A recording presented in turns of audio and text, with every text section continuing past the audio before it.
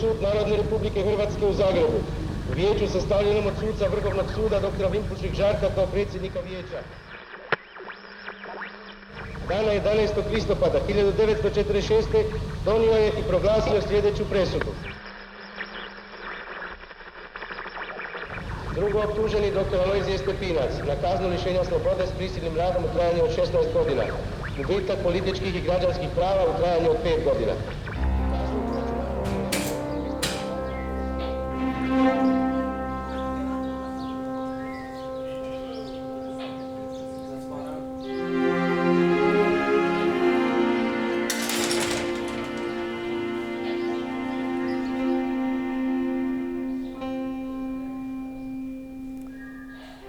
On je bio dovezen 19. listopada, koliko su stražari pripovjedali da je upravnik Špiranec došao toga dana kad je on dovezen k njemu u sobu i rekao mi što izvolite danas za večeru.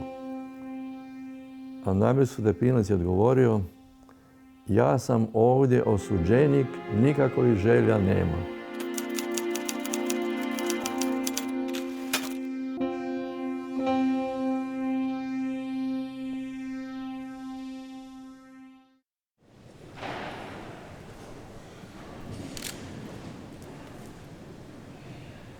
Gospodine Bože, izvore svetosti i milosti, blaženoga Alojzija, pastira i mučenika, pozvao si da ti služi kao... Njegovo mučeništvo je dalo ljudima nekakvu sposobnost trpljenja, strpljivosti, nade i ta nada je iz njega uvijek tinjela.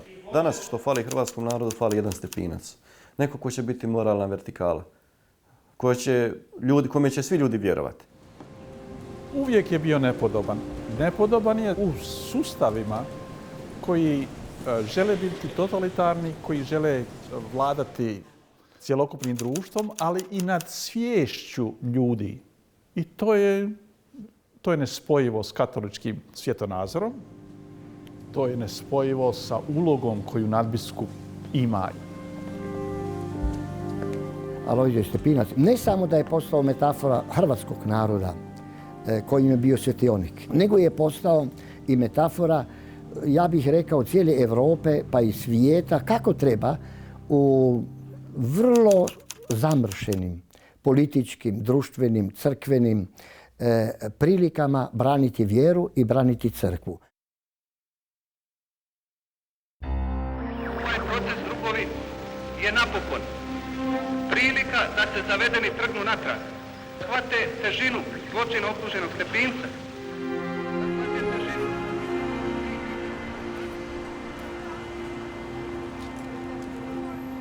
To se samo šaptom prošlo, Stepinac je zatvoren.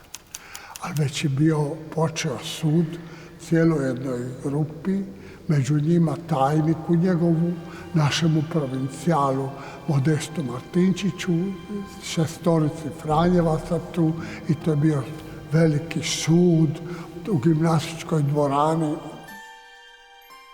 Ja sam pratio preko radija. Sjećam se njegovog glasa, sjećam se Vinpušekovog prekidanja, sjećam se vrlo agresivnih rečenica Jakova Blaževića.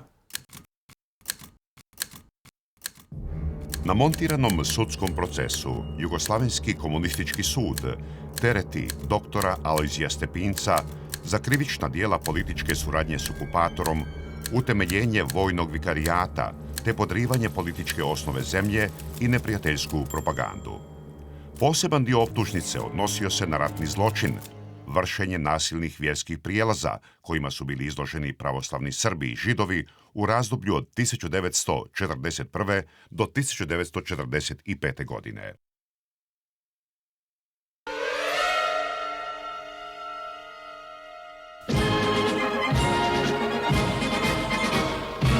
Kad su njemačke trupe stigle na Ilačić plac, vi imate filmske dokumente gdje se vidi da je narod bio oduševljen.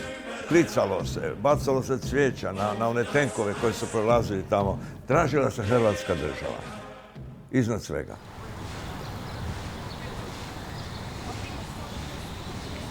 U početku uspostavljene nezavisne države Hrvatske svi su Hrvati pozdravili i prihvatili objeručke tu novu političku stvarnost jer su smatrali da je konačno hrvatski narod uspostavio ono na što imaju pravo, a to je svoju vlastitu državu. I sam nadbiskup Stepinac i ostali biskupi su sa općim zadovoljstvom dočekali uspostavu te države.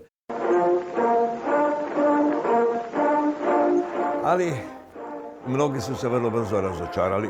Već 22. svibnja 1941. godine je izašla jedna naredba od vlasti da Židovi, danas pod diktatu Hitlera i Njemaca, moraju nositi žute krpe, bum rekel, i sa crnim židovskim znakom. Nije bilo antisemitizma. Ja ga zapravo nikad nisam osjetila prije rata.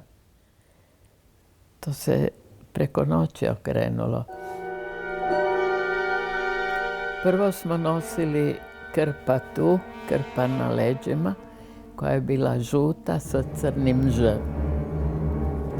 I to smo mi morali ići dići tamo na policiju.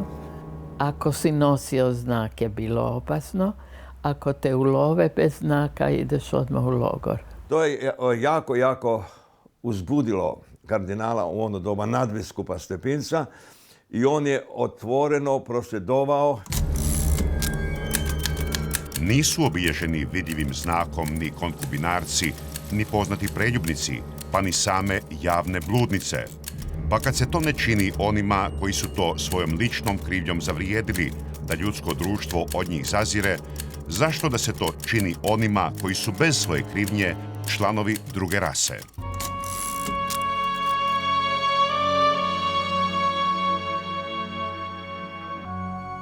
Kardinal Stepinac je spasio jednu našu djevojku koja je na ulici bila isto stara ko ja iz škole i plakala je jer su joj mamu odveli, brat je bio u pokretu ovom tajnom, to je bila komunistička partija, bila tajna. Otac je bio ubijen i on je nju uzeo za ruku. Ona mu je rekla ko je, šta je, i sakrio ju je i 4 godine ju je skrivao.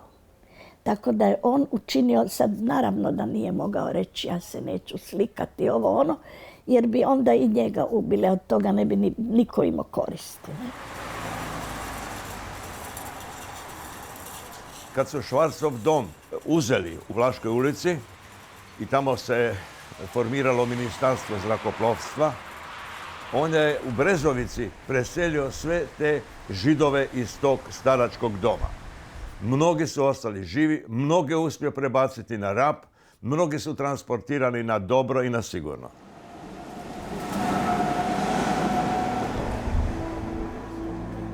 Kad je bio onaj najgori progon, mi smo još bili u našem stanu, on je poslao svećenika u civilu k nama doma i rekao je taj svećenik da je nadbiskup molio da dođemo spavati u biskupski dvor jer da će te noći biti racija u našem kvartu.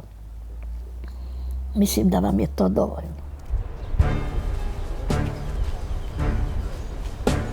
Neposredno nakon proglašenja nezavisne države Hrvatske, predstavnici ustaškog pokreta otvoreno pokazuju svoju netrpeljivost prema Srbima. Neprijateljstvo i revanšizam, utemeljen na brojnim zločinima srpskih vlasti prema hrvatskom narodu i njegovim političkim predstavnicima u razdoblju između 2 svjetska rata, eksplodirao je svom silinom. Ponukan informacijama o zločinima nad srpskim stanovništvom, nadbiskup zagrebački u pismu poglavniku Anti Paveliću oštro reagira. Smatram ipak svojom biskupskom dužnošću da podignem glas i kažem da ovo po katoličkom moralu nije dozvoljeno, pa vas molim da poduzmete najhitnije mjere na cijelom teritoriju nezavisne države Hrvatske, da se ne ubije nijedan Srbin, ako mu se ne dokaže krivnja radi koje je zaslužio smrt. Inače, mi ne možemo računati na blagoslov neba bez kojega moramo propasti. Nadbiskup se oštro usprotivio nasilnim vjerskim prijelazima koje je ustaška vlast provodila. Kada je shvatio da to neće moći spriječiti, svim svećenicima katoličke crkve daje pobjedljive, vrlo jasne upute. Kada dođu k vama osobe židovske ili pravoslavne vjeroispovijesti koje se nalaze u smrtnoj opasnosti, pa zažele konvertirati na katolicizam, primite ih da spasite ljudske živote. Ne zahtijevajte od njih nikakvo specijalno vjersko znanje, jer pravoslavni su kršćani kao i mi, a židovska je vjera ona iz koje kršćanstvo vuče svoje korijenje. Kada prođe ovo vrijeme ludila i divljaštva, ostaće u našoj crkvi oni koji budu konvertirali zbog uvjerenja, dok će ostali, kada opasnost prođe, vratiti se u svoju. On je to jasno razlikovao. Jedno je pravo svakog naroda, pa i hrvatskog naroda, da ima svoju državu, da živi slobodno u svojoj državi, a drugo je da svi građani te države u kojoj budu Hrvati živjeli ima ista prava kao hrvatski narod. I tu je on bio dosljedan kao nitko drugi. I za tu dosljednost je žrtvovao svoj vlastiti život. I onda bi posle mise ili prije večernice došli tamo i slušali njegovu propovjed. Kako je on govorio o fašizmu, kako je on osuđivao fašizam, da su se ljudi često puta pogledali dokle ćemo mi to uopće moći opstati, da neće cernirati, zatvoriti, da neće se pobiti. Svaki čovjek, bez obzira kojoj rasi ili naciji pripadao, bez obzira da li je svršio sveučilište u kojem središtu Europe ili ide ulov za hranom po prašumama Afrike, svaki od njih jednako u sebi nosi pečat Boga stvoritelja i ima svoja neotuđiva prava koja mu ne smije oteti ni ograničiti samovoljno ni jedna ljudska vlast.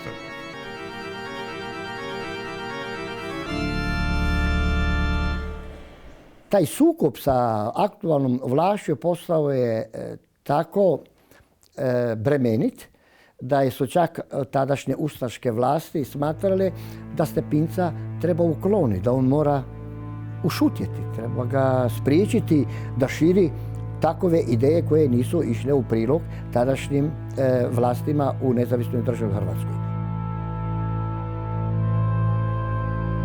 Postoje dokumenti koji potvrđuju da su Njemci bili jako nezadovoljni sa ponašanjem Stepinca, sa njegovim stavom prema vlastima i prema progonu Židova i tako dalje, i da im nije išao u prilog. Stepinac je bio hrabar, ali ne lud. Da je on išao možda još nekim žešćim stvarima i da je se ustaški režim išao onda zbog tog obračuna s njim. Pitanje je da li bi više jedan biskup poduzeo išta i usudio se išta poduzeti, spasiti bilo koga. Morate biti mudri u tim okolnostima. On je činio maksimalno koliko može jedan nadbiskup u to vrijeme, kao što je maksimalno činio Papa Pio XII u to vrijeme. On može samo govoriti, prosvjedovati i utjecati kao moralna vertikala. Ne može Stepinac uzeti pušku pa ići u šumu. To nije njegov zadatak. Ja bih volio i da pokaže neko bilo kojega nadbiskupa u Europi da je više se usprotivio tome nego on.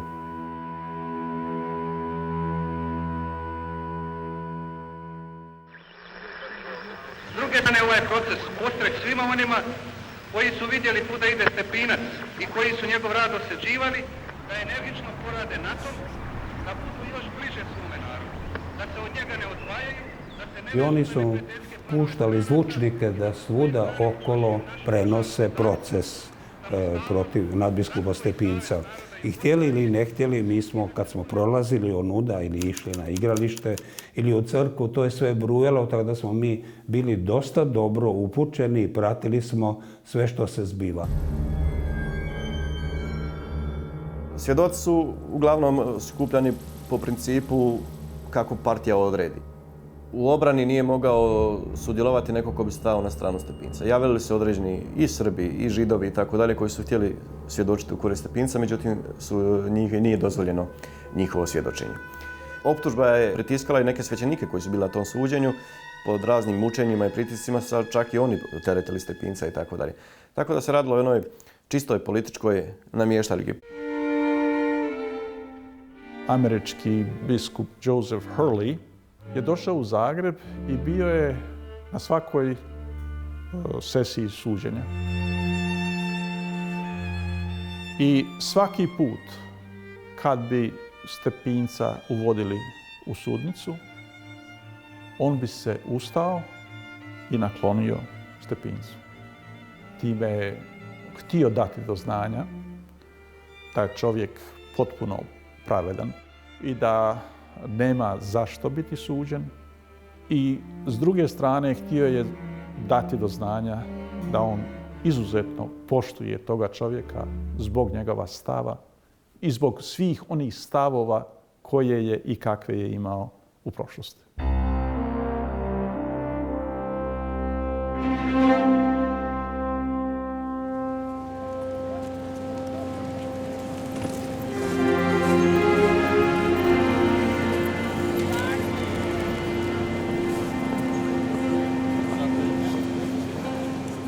Život Alojzija Stepinca je obilježen svjetskim ratovima i totalitarnim režimima, fašizmom, nacizmom i komunizmom.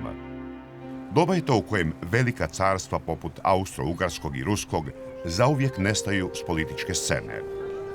U srednjoj Europi nastaje niz novih nacionalnih država.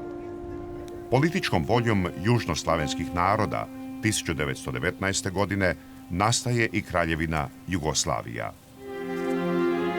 Nakon samo nekoliko godina utemeljitelji postaju utamničenici srpske hegemonističke politike koja 20 godina najgorim političkim terorom zadržava svoju političku dominaciju.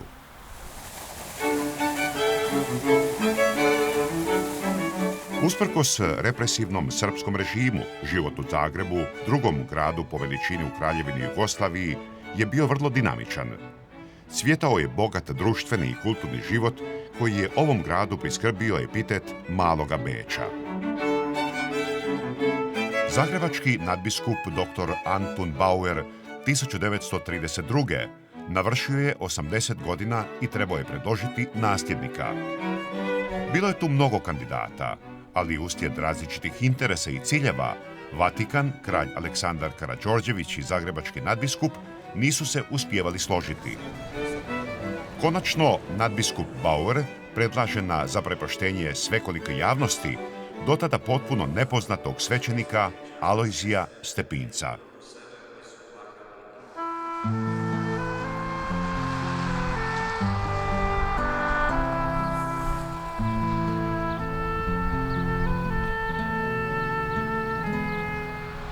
Alojzije Viktor Stepinac rođen je u selu Brezariću 8. svibnja 1898. kao 5. od 8 djece u obitelji Josipa i Barbare Stepinac. Nakon završene pučke škole pohađa nadbiskupsku klasičnu gimnaziju u Zagrebu. 1916. godine mobiliziran je u Austro-Ugarsku vojsku i poslan na bojišnicu kod Gorice u Italiji.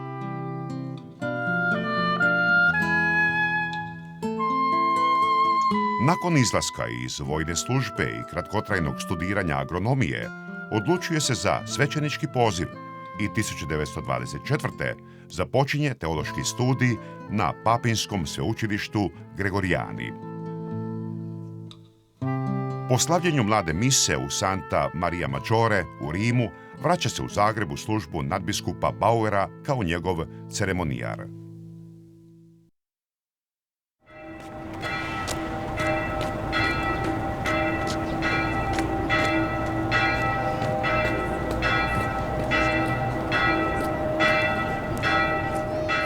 Na Ivanje 24. lipnja 1934. godine Alojzije Stepinac je zaređen za biskupa u Zagrebačkoj katedrali.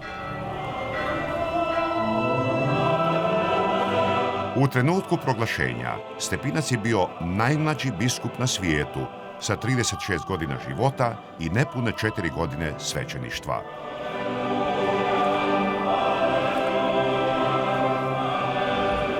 Tri godine kasnije, 7. prosinca 1937. umire nadbiskup Bauer, a Stepinac istoga dana preuzima službu i naslov zagrebačkog nadbiskupa. Ove 4 godine pokazale su mi dovoljno kako je trnovit put kojim mora da stupa katolički biskup. Ja sam se uzdao u Gospoda i nisam klonuo, nego se više učvrstio u vjeri i u pouzdanju u Boga svemogućega, kao što i željezo postaje čvršće što se više udara po njemu. Što više budu rasle nevolje, to više će u buduće rasti moje pouzdanje da ću uz Božju pomoć proći sretno sa svojim stadom kroz sve bure i oluje koje nas čekaju.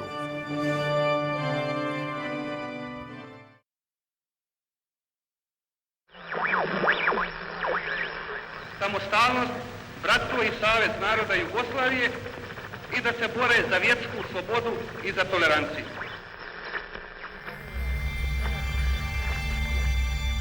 Proces organiziran je tako da su agitpropovci bili u sudnici i kad bi javni tužitelj govorio protiv Stepinca, onda je bilo pljeskanje, uzlikanje, navijanje.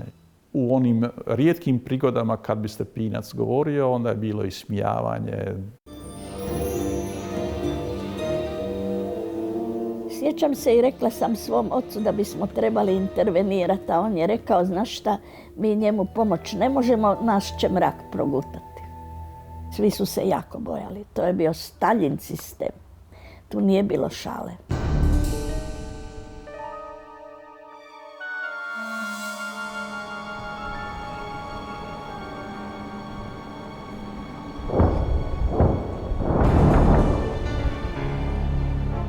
Kad je 1945. godine već su se čuli tu topovi u Moslavini, tu su bile zadnje one borbe i povlačenje već bilo one hrvatske vojske. Onda je on došao k nama u Bogosloviju i rekao, vidite i sami kakve su prilike, ja vam ne mogu nikome garantirati sigurnost i šta će biti, nitko nije znao. Hrvatska vojska se povlačila već i onih tjedan dana nije bilo niti policajca, niti vojnika u Zagrebu. Kinematografi su radili 6. a već 6. su prvi partizani dolazili iz Dugog Sela. Sjećam se da je u kinu Lika u Ilici 10 igrao Židov Ziz, koji je glavni glumac je bio Ferdinand Marijan.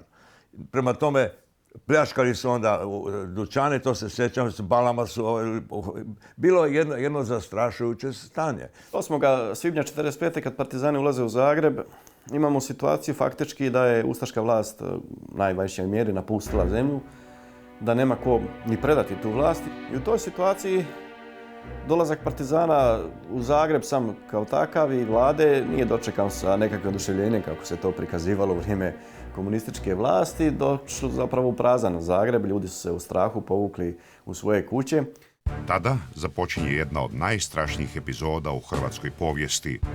U samo nekoliko sljedećih mjeseci komunisti će bez ikakvog suđenja poubijati preko 100.000 zarobljenih hrvatskih vojnika i civila, čija će tijela pobacati u masovne grobnice, jame i tenkovske rovove u Sloveniji i Hrvatskoj.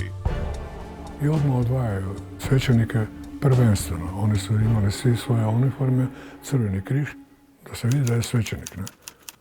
To sa najvećim zadovoljstvom sa njih čupali van iz kolone. Ne? Na temelju dosadnih istraživanja 644 crkvene osobe su bile likvidirane. 510 svećenika. Vlast je išla za uništenjem katoličke crkve.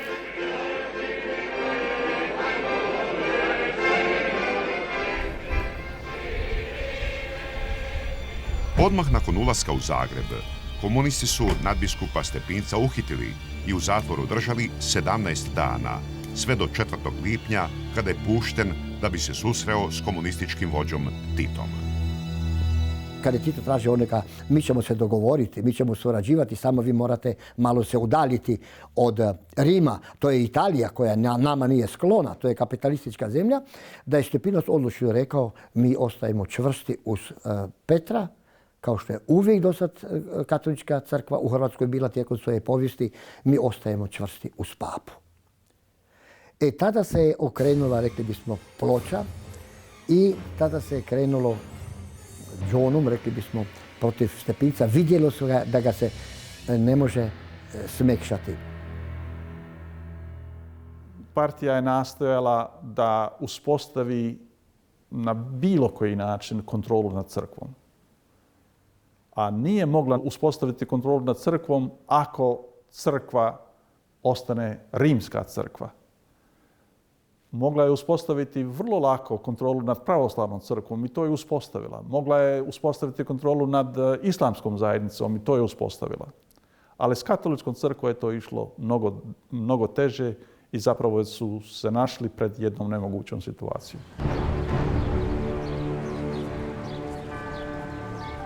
Uslijedilo je ukidanje vjerskog tiska skoro u potpunosti. Dolazi do postupnog izbacivanja i zabrane vjeronauka iz škola.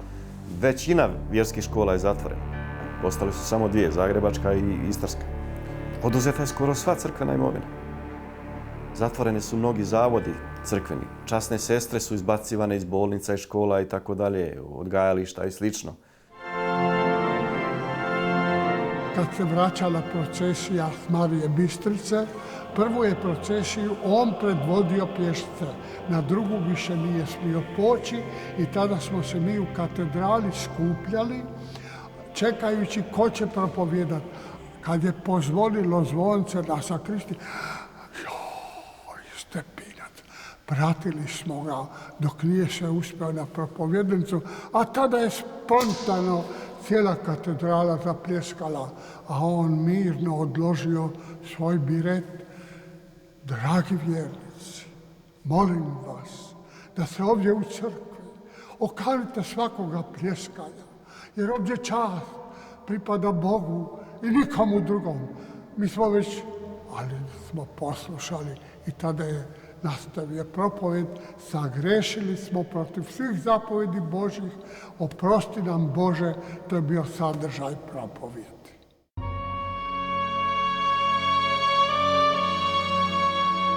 Stepinac je uporno pisao vlastima, ne samo on, nego i drugi biskupi, nikad nije dobivao nikakav odgovor. I kad je vidio da nema nikakve komunikacije, onda se s ostalim biskupima u rujnu 1945. godine odlučio na javni istup sa pastirskim pismom u kojem je iznio sve činjenice kako se ponašaju komunističke vlasti u novonastaloj situaciji, kako se odnose prema crkvi i kako se odnose prema narodu. To je bio u tom trenutku udarac koji vlast nije mogla prihvatiti. Jugoslavenska diplomacija je odmah počela propagandu u svijetu o tomu da je Stepinac ratni zločinac, da je bio vođa takozvanog pokrštavanja Srba. Kad je došao nunci u Beograd, američki biskup Joseph Hurley, prvo što je Tito od njega zahtijevao da se makne Stepinac iz Zagreba. Kada je Tito prvi puta došao 1945. u Zagreb, na tribini, na trgu Jelačića Bana i Stepinac prisutan. Prisutan je zbog one rečenice biblijske svaka je vlast od Boga. Ali kada mu je postalo jasno da je ta vlast protuhrvatska, da je ta vlast protuvjerska, da je ta vlast protucrkvena, Stepinca više nema ni na kakvoj tribini, nego se je našao u sudnici.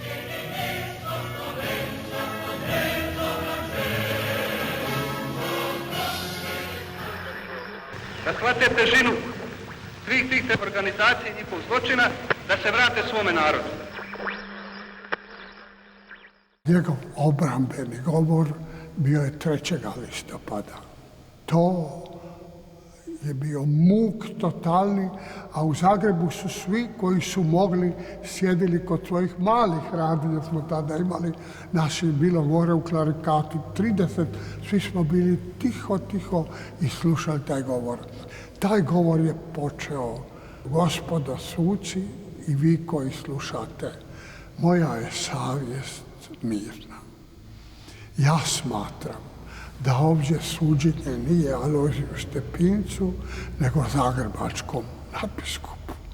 I da je to zapravo suđenje sudbini katoličke crkve.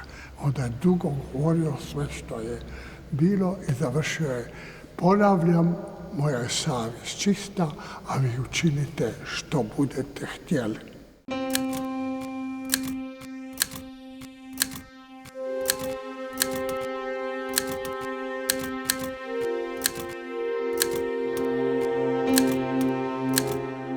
Presuda je bila 16 godina robije plus 5 godina gubitka političkih prava Dalje se događa to da je on zatvoren, znači, u Lepoglavi.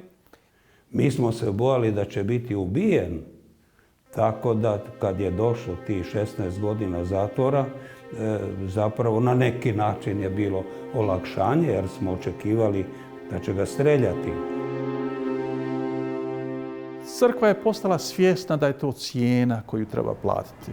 To jest trpljenje, kao što nadbiskup Stepinac trpi, i crkva kao narod Božji, kao cjelina mora trpjeti zajedno s njime da bi se to zlo koje je snašlo moglo nadvladati.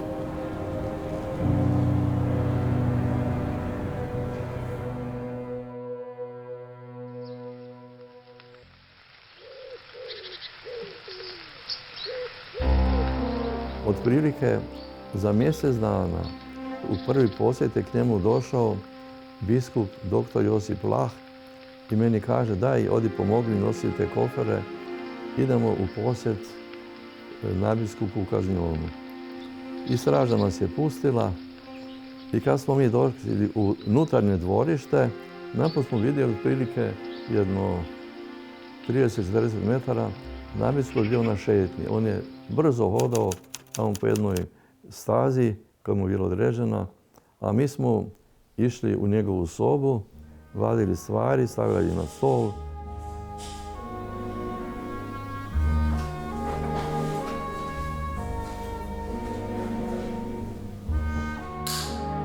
Robijaši su iz kamenoloma dovozili iz kamenje, bijelo, tucali čekićima i usitnjavali nebijelo strojeva. S time se nasipavao put po kojem je Stepinac šetao svaki dan, prije podne i popodne. To je bio sve samo cvijeće, tulipane, svake godine cvijeće. Ja mislim da smo i zimu i snijeg mislili da cvijeće raste. Jer su dolazile strane delegacije k njemu u posjet. Dolazio svaki čas drug Krajačić, Odmar, Cimeša i tako je. Znate, da vide šta se tu događa, da ga lome.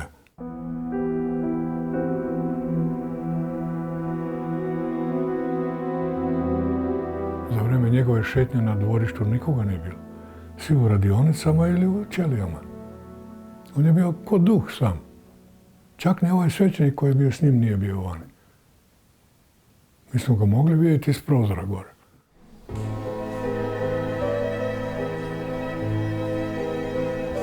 Svuda, prije nego je on izašao na šetnju, se pregledalo sve da nije negdje ostalo, znate, robijaši neku cedljicu ili nešto ubace. A kakva ti je korist od toga? Kakva ti je korist od toga? Jel se može spasiti? Jel on može tebi pomoći? Ali to nas je on bio duh. Duh dobrote, duh snage. Stepinac je iza toga otpremljen u Krašić. Ono što bi ja mogao reći, da sam tada bio i sretan zajedno sa svim robijašima, jer je tada bio mir. Jer kad je on otišao iz Lepoglave, tanjuri, stalo je, jeli bando, jeli bando. Nema više ni cvijeća, nema ničega.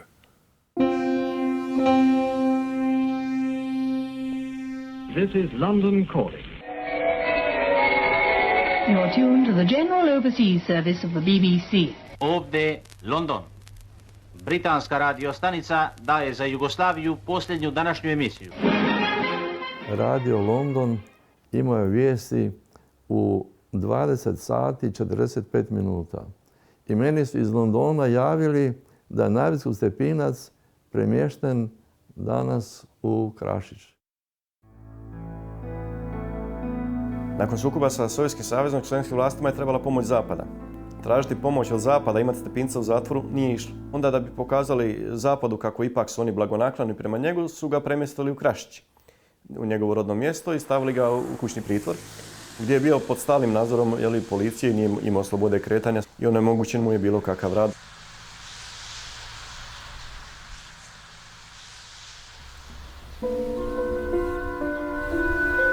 Drugi dan smo odmah išli u Krašić sa jednim taksijem tamo. Jedan je stražar bio u dvorištu, jedan na cesti, a jedan tamo iza crkve na onom placu. Zaustavili su nas. Kud idete? Idemo u Žumbera gore. Pazite, nemojte se zadržavati u Krašiću, tamo je ratni zločinac, Stepinac.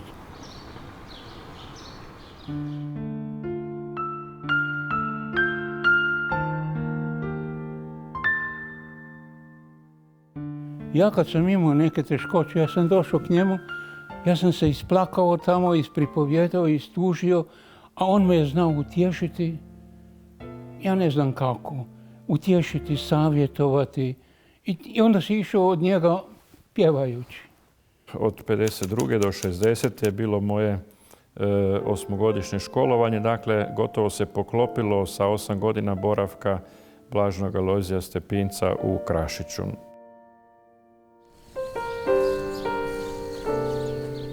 Kada bi on išao na šetnje, onda je rado susretao djecu, razgovarao s nama, posebno, evo ja bih rekao i sa mnom, jer mi je bio i kasnije kum na krizmi, onda je uvijek imao nekakav osjećaj da evo prema meni ima jednu posebnu brigu jer sam ostao bez oca kao evo, žrtva komunističkog sustava.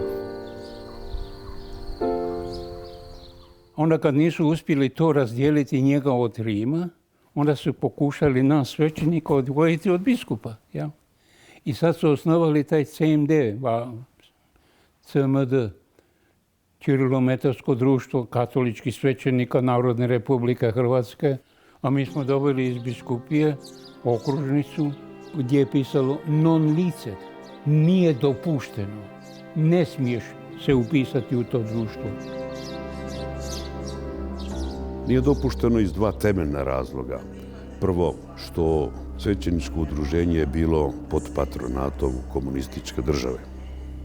Drugi razlog, što je to bilo udaljavanje od te hijerarhične konstrukcije same crkve. On se bojao da se dogodi jedna separatistička crkva koja će se udaljiti od crkve koja je u zajedništvu opće crkve. On nije htio to niti čuti o tome. Svaki ko se učlani u taj CMD, ne samo da je tu disciplinski neposlušan, nego kaže nadbiskup, tu je apostazija a fide. To je otpad od vjere.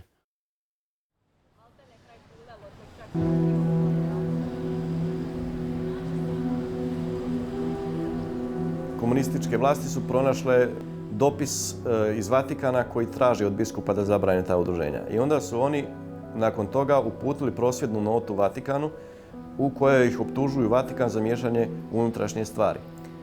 I najavili faktički ukidanje odnosa ako se to ne prekine. I dok su čekali odgovor na tu notu, saznali su da će Stepinac biti imenovan kardinalom i dolazi do prekida diplomatskih odnosa. Nisu se oni bojali nadbiskupa Stepinca tjelesno, nego oni su se bojali onoga duha. Kad sjedite kraj radijatora, onda ona toplina prelazi na vas. Ja? Tako kad smo mi bili kod Stepinca, onda je taj njegov duh prelazio na nas. Ono što je njemu bilo drago, to smo mi voljeli. Ono što on nije volio, niti mi nismo voljeli. Ne? I to su veli Stepinčevi popovi. A mi smo bili ponosni kad su nas tako zvali. Mi smo taj duh prenosili i na narod. Ja? I narod je poprimao toga duha. I on ga danas poštiva. Poznata su mnoga njegova pisma iz Krašića, koja sam i ja nekada prenosio kao nekakav ilegalac u Zagreb. Pisma ohrabrenja mnogim ljudima i da su mnogi kod kojega se to našlo, ta pisma da su završili također u zatvoru, ali jednostavno, evo, ta njegova prisutnost u domovini je bila vrlo značajna, pa makar on bio u zatvoru, u Lepoglavi ili u Krašiću.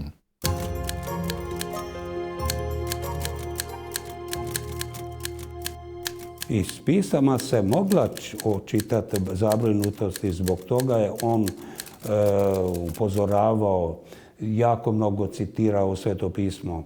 Međutim, u isto vrijeme je izbijala jedna velika vjera, uvjerenje Božja je zadnja, samo treba izdržati.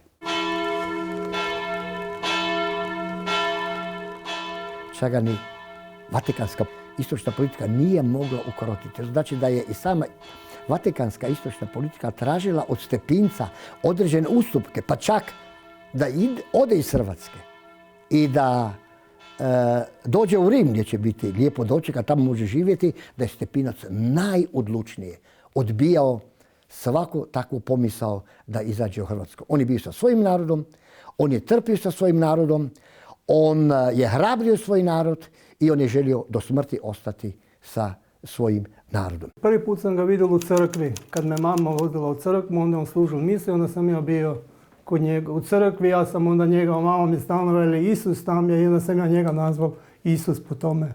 Ja sam njega navijek zvao Isus. On je bil navijek raspoložen i nasmijan, ja ga nisam nikad vidio da bi bil žalostan. Kad sam bil kod njega puno puta sam bio sigurno ne bi išao od sve djece u Krašiću sam bil. Jer sam bil veli malo življi, a to je njemu odgovaralo da nekog ima, on je navijek bil. Ja sam njemu bil srce izmišljan kao neki lijek u njegovoj bolesti i tim teškoćama. Ja sam jedan put bio tamo jedno popodne bilo, negdje u svibnju mjesecu, a on je kroz prozor vidio i ona mala sobica, pa je vidio, kaže, idu neki ljudi k meni. I kad na vrata dođu bez kucanja, dva dečkića mali, i donese se mu jorgovan. Bez kucanja, a bosi su bili, pa časno nije ni čula kad su prošli kroz hodnik. Ne? I kaže on, dobro, kaže, a kaj ste došli vi, dečki? Veli, smo ti donesli cvijetja. Jeli, to je za mene? Je, veli. A gdje ste to nabrali? Veli, na groblju. Sad on meni kaže, vidiš, na groblju je jedini grm jorgovana na grobu moje mame, nadbiskupu. Sad ja moram kupovati od njih to mamino cvetje. A veli, a kaj bi vi sad htjeli od mene? Veli, baš sam dal bombona. Veli, nema bombona nikakvoga, baš sad nikakve mi je dala, neke moje kikije, one znate kaj su zamotani i tako. I na ulici ili kako. Nego idite dolje k časnoj sestri i recite nek vam da smokve. A kaže, ti nas varaš. Veli, ovo je jedan mali njemu. Kaže, on meni si čul? On kaže da kardinal Svete Matere crkve vara, njega vara, ne? Ajde, onda se stal, pa kaj uhvatio za rukice te dečkice. Hote, idemo dole, idem ja s vama dole. Eto, to je bilo takav njegov život, je? To je bil nadbiskup Stepinac, taj svetac naš, koji je bio i danas i pri Bogu, ja mislim, moćan. Vidjeli smo ga i u crkvi kada je zaista bio kao, ja bih rekao, u nekom zanosu molitve i tu smo ga mogli nas susretati i ministrirajući svaki dan kod svete mise. Tada smo morali znati latinski odgovarati, pa smo to učili, a možete misliti kako je to bilo latinski u razredu drugom, trećem. On bi se znao nekada nasmiješiti kad bi čuo kako mi to izgovaramo. Nije držao puno do nekakvih stvari. Kad je vidio da nekome nešto potrebno, on bi sve razdijelio. Sve, čak i od odjeće, časne sestre su morale paziti da ne podijeli baš sve, nego da nešto ipak i njemu ostane.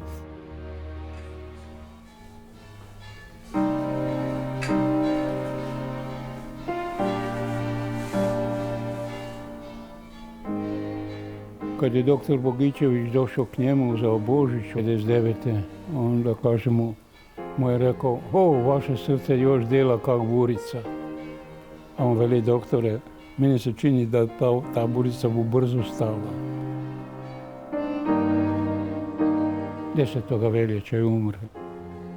On je osjećao, ali mi to nismo primjećivali na njemu.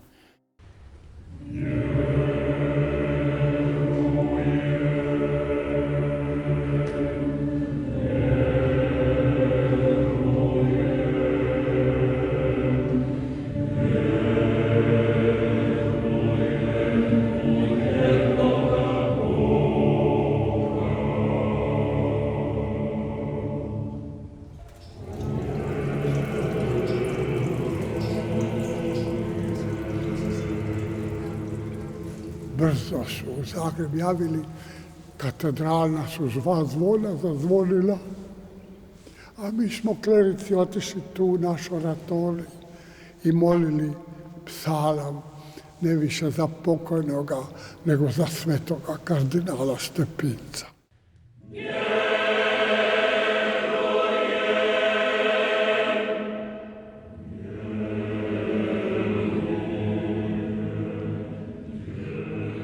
Spravo je trebao biti u Krašiću.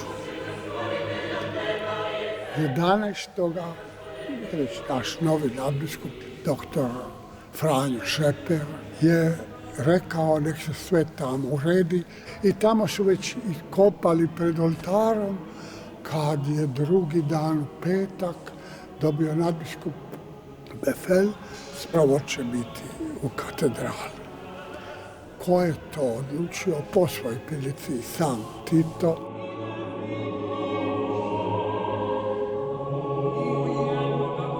Sjećam se, u crkvi sam bil kad je bil sprovod, kad su ga spremali u Zagreb, onda sam u crkvi, su me roditelji dopeljali, nas sam stajali, bila jedna ograda tamo kod oltara i na toj ogradi sam stajali i gledali to kako se taj ispraćaj događa.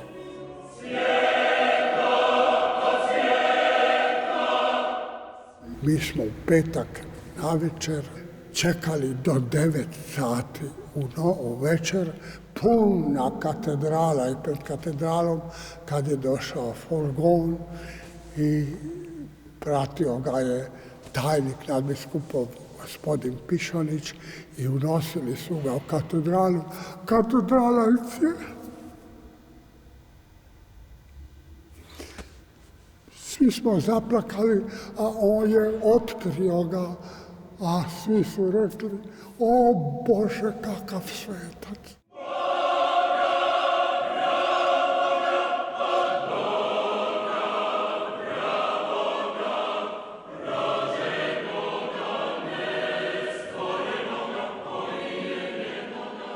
Sjećam se kad smo to rano ujutro, poslije 5 sati došli na kolodvor i išli do katedrale. Bilo je više milicije po ulicama nego naroda. U subotu u 9 sati je bio svečan misa zadušnica, odrešenje, ovako. Nikada u katedrali nisam vidio toliko ljudi na svuda, ne samo pod, nego gore na ovim stupovima bio je svečani rekvijem, a doktor Šeper, nadbiskup, je održao famozan jedan govor. Svi su ga doticali. To je bio prvo proglašenje svetim Alojzija Stepinca.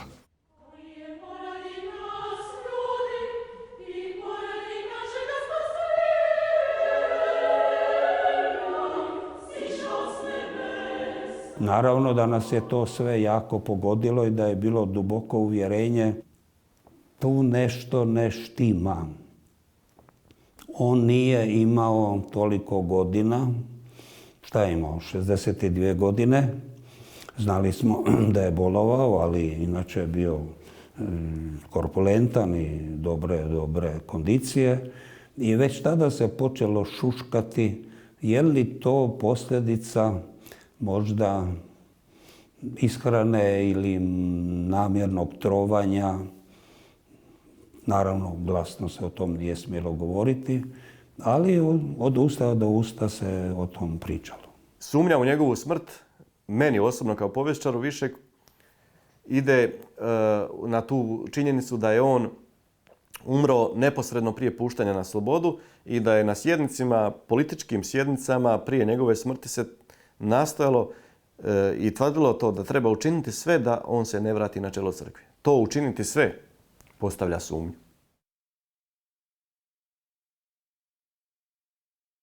Postulatura za proglašenje blaženim nadbiskupa Stepinca je to podastrla komisiji koja ispituje to pri Svetoj stolici. Ta je komisija prihvatila činjenicu da jest bio trovan i na temelju toga je Stepinac bio proglašen mučenikom i blaženim. Onda su počela hodočašća na Stepinčev grob. To više nitko nije mogao zabraniti.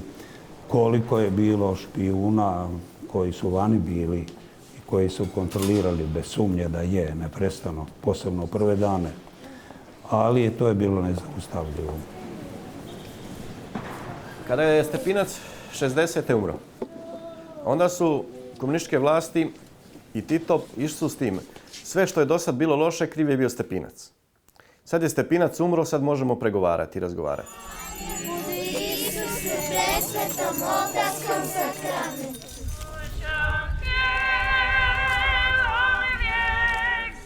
Vatikan, odnosno Sveta stolica, htjela je olakšati život svim vjernicima, posebice katolicima koji žive u istočnom bloku.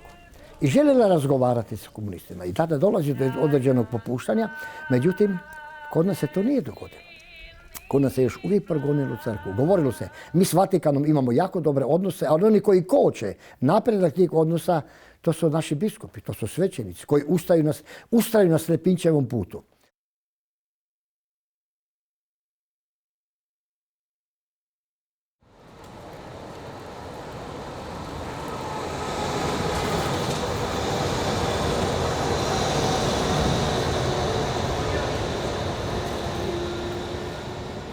Hrvatska je danas članica Europske unije i slobodna demokratska zemlja. Progon crkve pripada prošlosti. Hrvati žele vjerovati u budućnost, ispunjenu mirom i blagostanjem. Katolika u Hrvatskoj sada čekaju novi izazovi. Jedan od njih je sve vidljivija radikalna sekularizacija društva.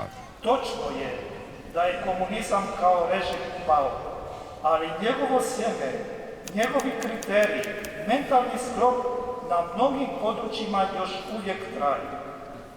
Zbog toga je dobro usporediti što je govorio Blaženje Alojzije i kako je on postupao sa sviješću da je riječ o drugim vremenima, ali i veoma sličnim metodama.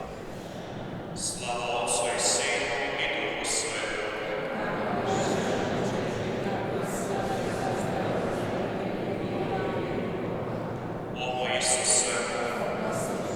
Hrvati vjernici, kao i mnogi katolici iz cijeloga svijeta, neprestano hodočaste na Stepinčev grob. Njemu upućuju svoje molitve duboko vjerujući da kao što ih je nekada branio na zemlji, da ih danas tako zagovara na nebu.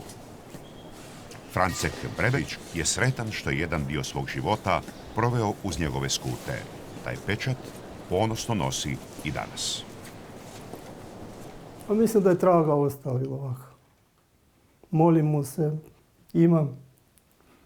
kad imam neke ovak problema ili neke, onda ja to vidim da mi to pomogne moje molitve u tome da mi to sliša neke, kao želje bi rekali, u pomoći mi.